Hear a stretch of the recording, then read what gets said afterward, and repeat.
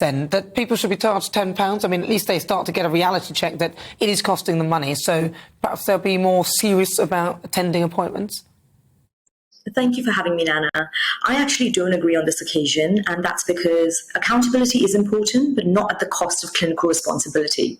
And what do I mean by that? So there was a point in time, maybe when I was in medical school, I used to think that, if patients don't come, we should charge them. But as a full-time working GP, if someone misses an appointment, there's often more to the story. A lot of times what I've learned is that they're actually clinically vulnerable. They might be going through deeper issues like depression, isolation. There might be actual transport issues. There might be financial pressures of how they can't get out of their house. And what we have actually done in a lot of our practices, if someone misses an appointment, we make a phone call to see what's actually happened. There was one unique case where somebody was actually collapsed and no one had gone into the house, and we actually had to get an ambulance out there. So yes, you can look at it from one side where it's just, people are missing appointments and abusing the NHS. But actually, I think the question to ask is why? Why are they missing it?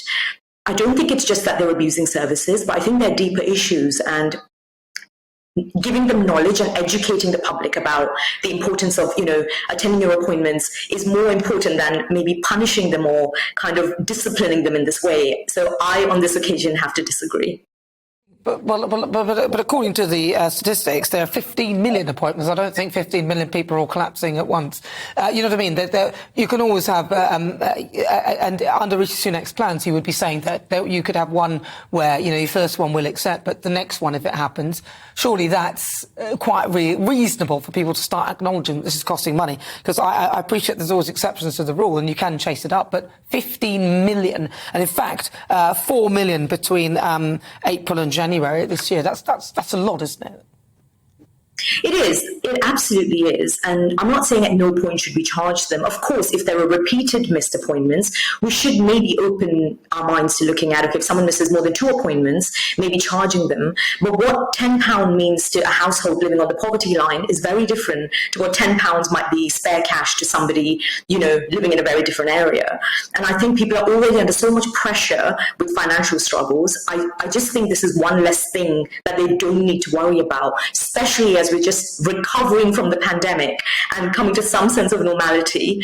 I don't think this is the right way to go directly, that we should find patients. I think we should explore some other options of how we can maybe spread a bit more awareness, education, and then maybe address, after 2 or 3 missed appointments, they might have to go to the back of the queue, or someone else gets an appointment on the day, or, options like that. But I don't think they should be charged straight away.